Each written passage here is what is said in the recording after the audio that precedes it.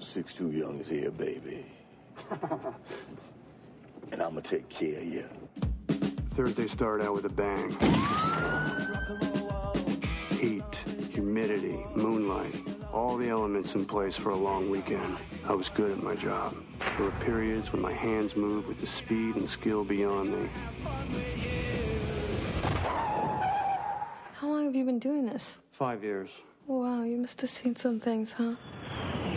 But in the last year, I'd started to lose that control. I've been seeing the ghosts. You ever notice people who see things are always crazy? I just needed a few slow nights, followed by a couple of days off. There's a double shooting, 41st and 8th. What happened to chest pain, difficulty breathing, fractured hands? Don't even slow down, just keep on moving. Nobody loves me, Chris. You have the power, Jesus, to spare this worthless man. Rise up! I'll be begging. Damn, you guys are good. I'm on my way out. Anytime now. Nobody gets fired, son. Look at me.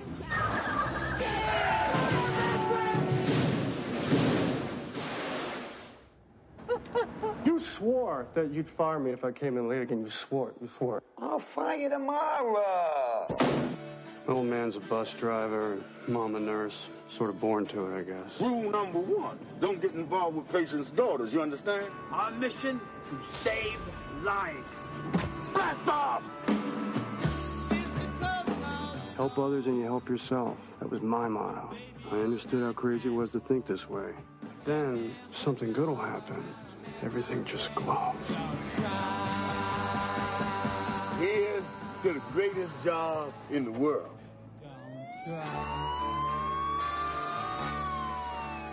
Frank! Are you okay? Never felt better in my life. How are you? I'm good. Good.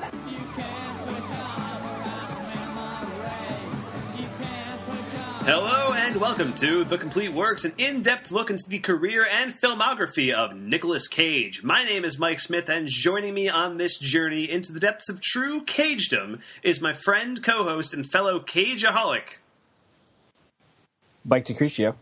How you doing, Mike? Good, how are you? Good. You seem a little off. I said Cageaholic, and you waited a little longer than you usually do. No, I'm a little off the ball. Also, Skype's gonna Skype. And it was like stuttered, and then I was like, oh, there's a pause here. This is where I say my name. Skype is going to Skype. So, Mike, the year was 1999. Nicolas Cage was appearing in 2 projects directed by well-known stylistic directors, and those directors were the polar opposite of each other in terms of quality. The first, which we reviewed 2 weeks ago, was Joel Schumacher, who directed the film 8mm. He's also known for such films as Batman and Robin, Flatliners, and The Lost Boys. We discussed 8mm on our last episode, and we both came away from it like, it was something, you know? Yeah, it was a thing. It was a thing. There was good stuff, but it was mostly not very good. Right? I think that was basically our takeaway. The other movie that Nicolas Cage starred in 1999 was from one of the greatest directors in American cinema history, Martin Scorsese, whose filmography reads like the AFI Top 100 Movies of All Time list. Pretty much. If you just go down his list, it's like, oh, Taxi Driver, Raging Bull, King of Comedy, Goodfellas, Casino. Like, oh my God. The list just keeps going on. And in 1999, Scorsese set Nicolas Cage in the lead role for his drama Bringing Out the Dead. Now, Bringing Out the Dead was based on a semi-autobiographical novel by Joe Connolly, who also served as an advisor on the movie. He was a paramedic himself. So a lot of the stuff from the movie and from the book came directly from his experiences. Hopefully, he wasn't as crazy and drunk as Nicolas Cage was. Yeah. We hope, at least. Hopefully. We can at least dream. What's interesting about the movie, to me at least, is that it's almost a spiritual sequel to Taxi Driver, with Cage kind of subbing in for the Robert De Niro role. Both films kind of explore the worsening psychology of a man who spends most of his nights driving around New York City. And both films were directed by Martin Scorsese, and both films were written by Paul Schrader. Paul Schrader also wrote a couple of other Scorsese movies, Raging Bull and The Last Temptation of Christ, and he's been directing movies on his own for a long time, since the 80s, and even directed Nicolas Cage a couple of times, Mike, in more recent films that we'll talk about years from now, probably. In the distant future. In the very distant future. 2014's Dying Up the Light and 2016's Dog Eat Dog. So he just directed a Nicolas Cage movie last year. Wow. Yeah. Yeah. Well, we get to it in the sun-scorched future of 2020. Yeah, if the world still exists, then we have the capability to podcast because the internet hasn't gotten down yet. Yeah. We'll get to those movies. We will get to those. So Cage was drawn to this movie simply for the chance to work with Martin Scorsese. And we've talked in the past about Cage's sort of method actor tendencies, right? Yeah. The way he locked himself in a cabin with John Travolta for Face Off, the way he spent some time in Georgia to perfect his accent for Con Air, the way he went on a binge-drinking rampage to prepare for leaving Las Vegas. So to prepare for his role as a paramedic, he and Scorsese actually rode along real paramedics in New York City. Wow, look at that. Yeah. And Paul Schrader, the writer of the film, actually did the same thing as he was writing the movie, and he was horrified when the first night out with those paramedics, Paul Schrader witnessed a homeless man cut in half by a subway train. Wow, shit. Okay, sure. Yeah, first night out. Yeah, this movie's making a lot of sense now. Yeah, but that's like your first night out riding out these paramedics, you see something that horrifying, and then you realize these people see that shit every night. Yeah, that's their whole job. It's the entire job, and so it kind of forms the basis of this movie. Now, apparently, the novel has a much more religious tone than the movie does, and it was a conscious choice to tone down the religion to distance itself from other Scorsese and Paul Schrader collaborations, because they also wrote The Last Temptation of Christ, right? Which is a very explicitly religious film. However, there are religious undertones of this movie. I don't think you can get away from it. And according to Paul Schrader, I intentionally took out a lot of the religious references of the book when we adapted because I knew Marty and I had done this so much. It was time to lay off it because it was going to find its way in anyway.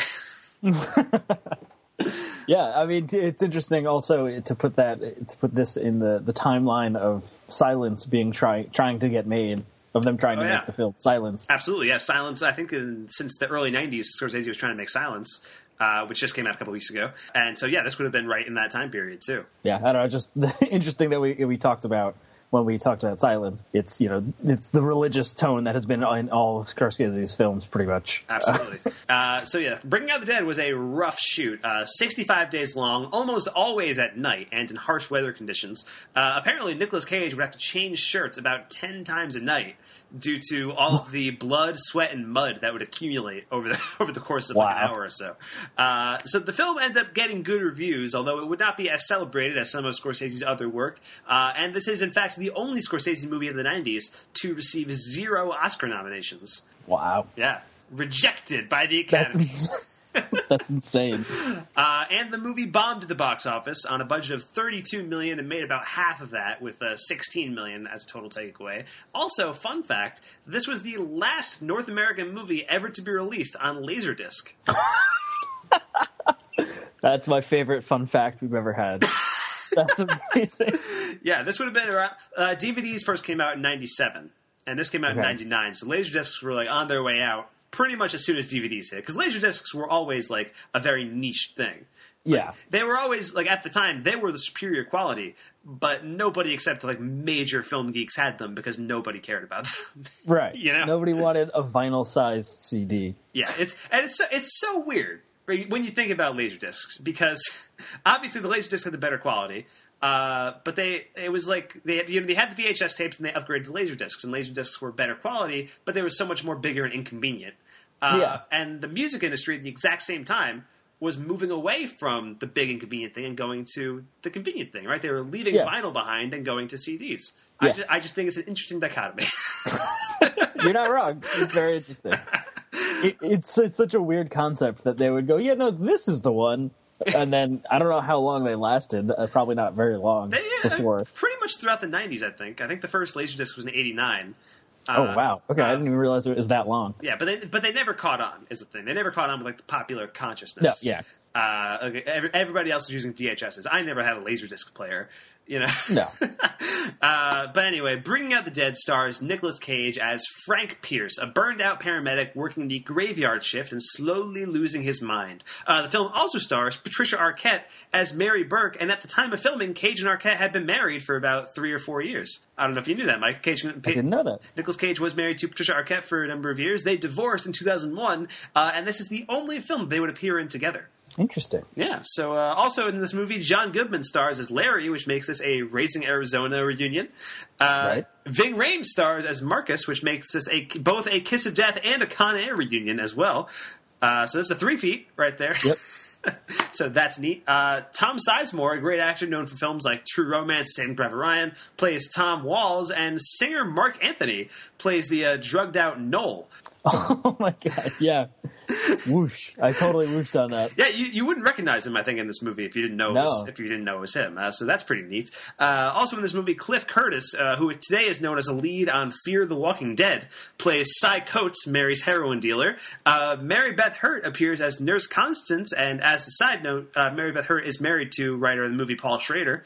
Ada Turturro, who played Janice on The Sopranos and is the cousin of John Turturro, appears as Nurse Krupp. And then in minor or cameo roles, you got Queen Latifah and Martin Scorsese as a voice cameos doing the dispatch voices on the radio. Yep. Michael K. Williams, Omar from The Wire, Chalky White from Boardwalk Empire, we talked about like this before. Like I'm the only one who recognized him specifically from Boardwalk Empire. Yeah, he's Omar. He's Chalky White. He plays a drug dealer who gets shot in one scene that Cage shows up to try to heal. And Judy Reyes, who played Nurse Carla on Scrubs, also appears as a nurse towards the end of this movie. So we can assume this takes place in the same universe as Scrubs. This was before Carla got transferred to Sacred Heart. Exactly. This is like maybe she was at the hospital in New York, saw some horrifying things, and was like, "I can't be here anymore. I got to get out." Yep.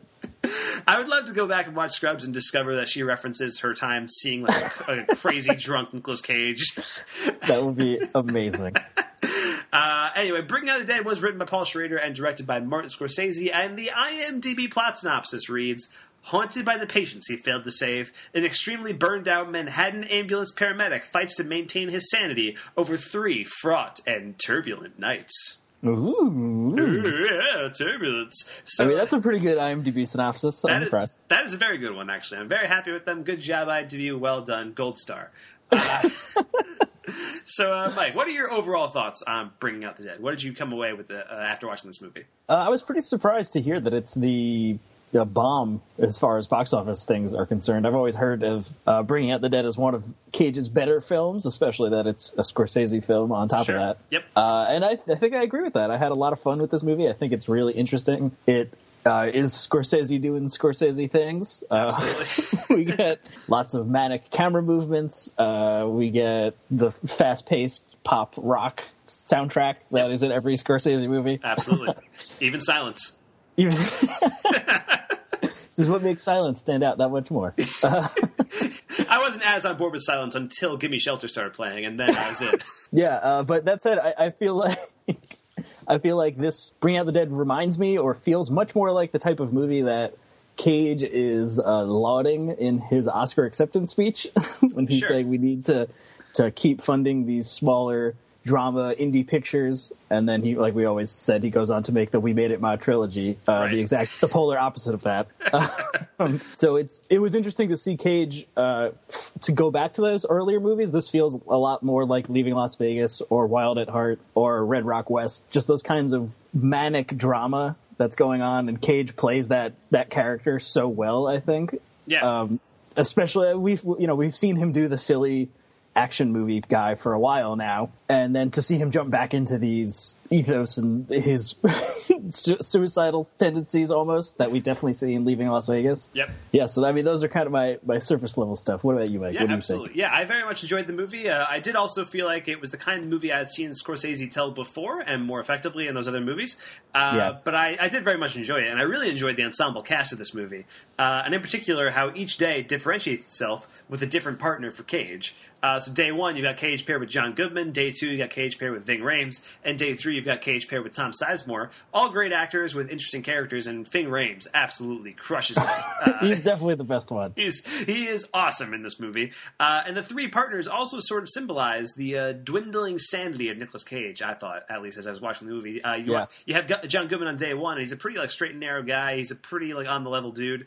And then you have Ving Rhames on day 2, and he is way more unhinged and dangerous. And then you got Tom Sizemore on day 3, who seems genuinely sociopathic. So I thought that was a cool way to kind of show the progression of Cage's character by way of by showing who he's with on that night. Right. And yeah, you mentioned the soundtrack of this movie. You got a kick-ass Scorsese soundtrack, which includes The Who, The Clash, R.E.M., Van Morrison. And the Van Morrison song that opens the film, TB Sheets, was originally supposed to be used in Taxi Driver, so there's another connection there as well. Look at that. And this movie has a dark comedy streak that I really love. As well, yeah. There are times when this is basically I called it a drama earlier, but at times it's more of a black comedy, I think, than anything else. Yeah, I would definitely agree with that. My favorites are definitely the one Cage is actively trying to get his captain to fire him, yes, and the captain just keeps making up excuses for why he can't. Yeah, I can't fire you tonight. I got 2 people calling out sick, and I'll fire you tomorrow. Don't worry I'll about it. fire you tomorrow. Yeah. I also really loved, especially when it first takes you to the hospital and you get to see like kind of the insanity that's going on over there. Right. And there's the one security guard who's blocking people from going in the back room, and he says, "Don't make me take off my sunglasses." Like. Yeah. And he says it a couple times throughout the movie, which I really enjoyed. I also really love the nurses like calmly telling people they're not going to treat them. Yep. Like the guy's talking about how he's using cocaine, and she's like, "Well, why should we treat you? You're just going to do cocaine again." Right. Yeah, I did find all of that really sad on one level. Yeah, absolutely. But it's played for a laugh, and I think it is effective in that. And there's just a very like pulpy quality to the dialogue, which I really enjoyed as well. It has like a very like pulpy noir kind of style voiceover, and you have these characters kind of talking to each other in this kind of pulpy inflection, which I enjoyed. Now you mentioned Cage in this movie. What did you think of Cage's performance in this movie, Mike? Like I said, I think this feels much more in line with the type of character or performance we see in Wild at Heart or Leaving Las Vegas, and I think he does a really good job in portraying that descent into insanity, because that's it's kind of what Cage is always doing. Yeah, but I think it's really interesting because this isn't flat out screaming insane Cage, right? Like we usually see when he's doing insanity, right? Yeah, no, exactly. Like we're not seeing this isn't Vampire's Kiss. You know, right? It's a different kind of intensity that we're getting from Cage in this movie, which I think is cool. It's like a very slow build in terms of where Cage is at as a character, and you kind of watch as he's slowly going nuts throughout the movie. But I think that the insanity that Cage gives by the time he's partnered with Tom Sizemore's character is earned. Like, I mean, I think this is about a 2.5 hour movie. About 2 hours. 2 hours. Sorry, yeah, 2 hours. The other movie I watched this week was 2.5 hours. That confused me. About 2 hours, and by the time we get there, I hope you mixed up other stuff from this movie with that movie. My whole review is tainted now. No, but like you said, though, when he's with John Goodman, it's kind of pretty straightforward. He just seems burnt out. He needs time off. And then we get to Ving Rhames, and Ving Rhames is telling him that he needs Jesus, and he's performing an exorcism on an overdose patient. Like silliness is happening. Yes. And then by the time we get to Tom Sizemore, Nicolas Cage is in the back of the ambulance, deciding what drugs to use from their ambulance and what person to go beat up. And like it feels crazy and kind of ridiculous, because that's what Cage is for most of his movies. Sure. But it feels earned and reasonable for what his character has been through for him to be doing that. Yeah, it's very much like a heightened reality, but at the same time, I feel like his performance like centers it in like this kind of realistic way to go insane. Almost, it's like he feels very like unhinged and dangerous by the end of this movie. Which I think was really interesting. And in terms of the roles we've seen Cage play before, we've seen him go insane a few times in movies like Vampire's Kiss, and I'm going to count Deadfall in there. Yeah, as well. oh yeah. But you've also seen him do like the downward spiral thing before, like Leaving Las Vegas, which is I think sort of reflected here. It's complete with like the increasingly tired looking makeup that he had in Leaving Las Vegas as well. That's also present here. Different makeup, I assume, but because it's a different kind of tired and a different kind of like off kilter that this movie is going for. Right. And I mentioned before the pulpy quality of the dialogue kind of reminded me of Red Rock West, and it has this kind of surreal nature of Wild at Heart. It feels like a bunch of Cage's old movies kind of like mashed together to a pretty effective end, which I really dug. So were there any moments or scenes in this movie that stood out to you, Mike? Anything that you looked at and thought that was awesome, or like that was really interesting, or anything like that? Well, I think my favorite part is probably, like I had mentioned, the Ving Rhames fake exorcism on that on was the pretty overdose incredible. junkie. Yeah. The guy whose name, by the way, is I.B. Bangin'. Right. Yeah, Ving Rhames' character is about this kind of born again, put all your faith in Jesus, smooth talking playboy guy, and then they respond to a call, and the guy's passed out, and Cage tells him, "Yeah, no, this is an overdose," and then Ving Rhames pretends to have a exorcism, a going to Jesus moment. Yep. As Cage does the medical procedure, and all of Ivy Bangin's friends are freaked out. Yeah. And it's hilarious. Yeah, and there's just like great exchanges throughout that. Like he's like, "Okay, what's his name? Ivy Bangin." What? Ivy Bangin. What's his real name? Frederick, whatever. And it's like, "Okay, Freddy. No, his name is Frederick. Ivy Bangin. You got to do this." And then it ends. That end of that scene is a really great button where the guy like wakes up. The guy like is healed. Like they save him basically. Yeah. And they, as they're exiting the club, like the girl, like the guy's girlfriend probably, and the guy's like, "Whoa, what happened?" It's like, "You fucking died, you bastard." Yeah, I did like that. I did also appreciate the Scorsese is going to Scorsese. We get the psychedelic drug trip moment. Yeah, that was my favorite scene in the movie, actually. Cage's drug trip at Cy Coates' house. Yeah. So I thought that was insane. You have that song playing over Japanese Sandman, where some of the characters are kind of mouthing along to the words as well. Right. And you have that playing while ghosts of patients Cage has lost are haunting him, and he sees Rose's death. Rose is the person who's been the ghost of a person who's been following him throughout the movie, basically. I thought that was a really effective sequence. Like it just like kind of put you into Cage's mindset and got you to where he needed to be. So I thought that was really interesting as well. I thought that was a great sequence. Yeah, I agree. I do agree. I thought that was a really clever way to have a flashback in this type of movie. Right, because you also see how Rose died, right? In that sequence. Yeah, and it is just it fits. Like we said, his descent, his spiral, his downward spiral. For him to like, yeah, sure, I'll take this pill. Yeah. Basically, yes. Also, I wanted to mention the scene after Cage and Ving Rhames leave the hospital. Best music cue in the movie is when Nicolas Cage is riding with Ving Rhames and the Clash kicks in with the song Janie Jones. And there's just so much stuff going on. You have the flashing lights and like everything's like glowing red and like everything's like being edited really fast and it's really intense. And they're like drinking on the job and stuff. And then right as that's happening, this scene literally made me gasp. Nicolas Cage and Ving Rhames crash their ambulance and it goes like flying in the air. It literally took me out. Like, whoa! Like, I was pretty shocked that happened, but it was crazy. And they both got out and they were basically fine. But I do like that Cage quit. I do like that Cage quits in that scene. Right, he climbs out of the shattered truck, and then the next day he has to go back to work. Yep, his boss won't fire him. So that was a great scene. Really enjoyed that. And Ving Rhames again, just excellent in this movie. Where there's the recurring bit where he's flirting with Queen Latifah over the dispatch intercom, which I thought was very funny and like very entertaining. But yeah, also I wanted to mention the scene later on in the movie. Cage goes back to Cy Coates' place because the place has been like ransacked and he has been impaled on a railing. Over his place. That was crazy. That was intense. And he and Cage almost go over the railing at one point as well. But there's also this kind of like moment of wonder where they stare at the Empire State Building, and it's glowing red, white, and blue.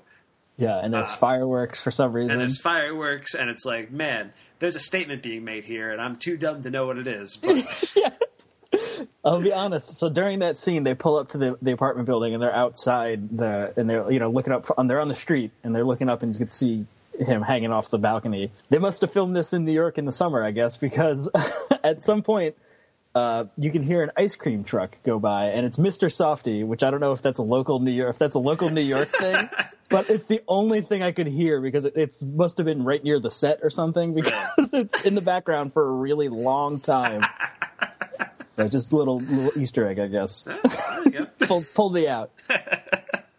Now, what did you think of Patricia Arquette in this movie, Mike? I was a little, I don't want to say confused, but I thought she gives a good performance. I did realize it kind of all clicked together in the very last frame of the movie, where they're laying on the bed together in a very religious pose, sun shining through the window, and then I was like, oh, her name's Mary.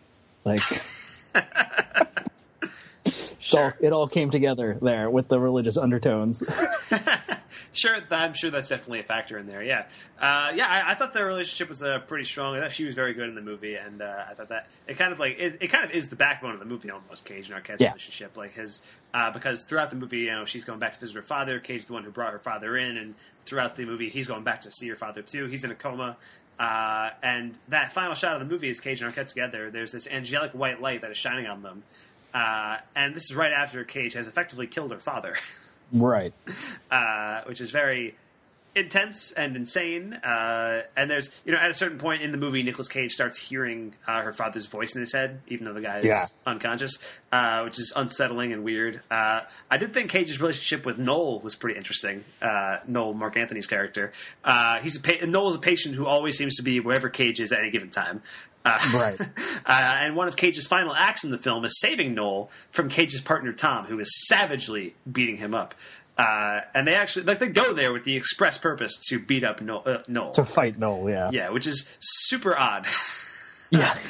But Cage basically saves him and gets Tom away from him, and But it was weird. Throughout the movie, Cage is at odds with Noel as well. There's a bit where Noel keeps saying he wants to die, and Cage is like, "Okay, you can go ahead and die, or you'll die when you get to the hospital." Or there's I think it's Noel, right, who tries to kill himself, but then can't, and so Cage yells at him that was the worst suicide attempt I've ever seen. What do you? Yeah. Oh wait, that does happen. Yeah, that's I think the second time they find Noel. Yeah. And he's basically yelling at Noel, saying that's so many people in this world are dying for needless reasons, and you get to live even though you don't want to. How fucked up is that, man?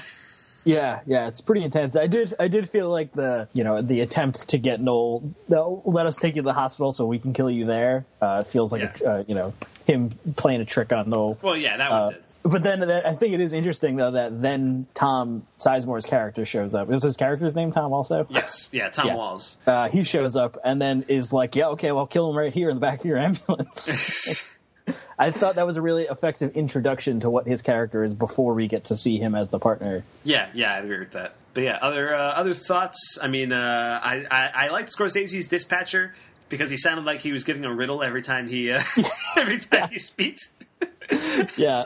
He kept leading them to this guy, Mr. O, who was a very frequent user of the ambulance or whatever. Right. And he would be like, "Oh, you know him. He's the king of stink. He's the master of disaster, Mr. O." Yeah. No, I did think that was a really fun little thing that Martin Scorsese does because he has a great voice. Absolutely. Yeah, it was a lot of fun hearing him talk. But yeah, anyway, is there anything else in the movie you wanted to discuss, Mike, or should we move on to Netflix reviews? I think we should get to Netflix. You think we should get to Netflix reviews? All right, but needless to say, I think we both like the movie quite a bit. Yeah, right? I think it's really solid. It's I don't think it's one of Scorsese's best, but it is a very, very good time, and it's a really interesting movie. There's a lot of stuff to analyze here that we are not capable of doing. So, let's move on to Netflix reviews. Here's a 2-star review of Bringing Out the Dead, and I will say before we get into these reviews, a lot of most of these are positive reviews. But a lot of them are specifically from EMS workers, actual people who really are ambulance drivers. And I will say, as going through them on Netflix, everybody who claimed to be an EMS worker loved this movie, saying it was dead on accurate. So there is that. At least your EMS workers are slowly going insane and drinking on the job. I wouldn't be surprised. Anyway, here's a 2-star review of Bringing Out the Dead. As one reviewer has stated, he is an EMS worker in real life and says he can relate to this movie, even though he hates it. I'd hate to think that the guys, gals coming to save my life are drunk out of their minds and on mind-altering pills like Mr. Cage was. He hates his job and begs to be fired? These EMS drivers beat up people and tell them they are going to kill them? God forbid that any EMS driver is this mentally challenged. This film is disturbing and unrealistic. Of course, EMS workers are under pressure while attempting to save the lives of all the strange people they are called out to save, but Nicolas Cage is in no way behaving like any other EMS worker, even in New York City. This film goes nowhere for almost 2 hours. So this guy is not an EMS worker, but claims that it is unrealistic. So he knows. Here's a 5-star review of Bringing Out the Dead. It's only one sentence, and it's something that I feel all the time. Bringing Out the Dead represents all that is right with cinema and all that is wrong with mainstream audiences. That's what's going to be on your tombstone, like. I've never related to anything more than that sentence right there. That's amazing. Here's another 5-star review of Bringing Out the Dead.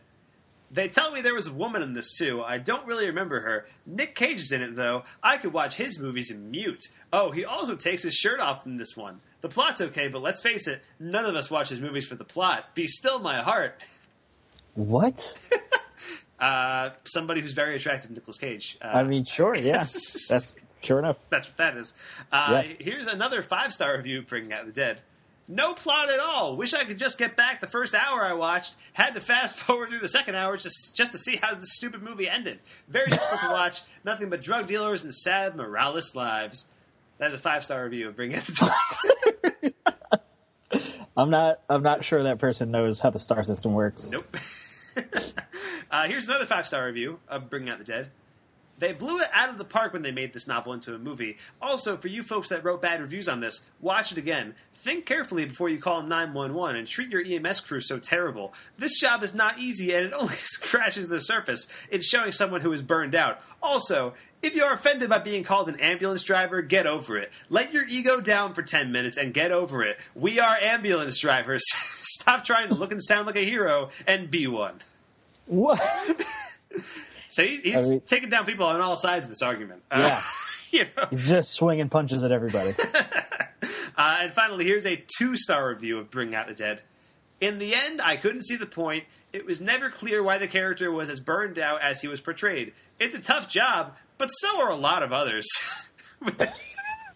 Without an understanding of how he became as messed up as he was, it was impossible to really care about him. He's very dismissive about how tough the EMS job is. Yeah, you get to watch people die all day? You know, whatever. I work at the bank, and I'm counting money over here. Ridiculous. So yeah, those are the Netflix reviews of Bringing Out the Dead. Mostly positive, some negative. There seems to be a dividing line between people who work as EMS workers and people who do not. Yeah.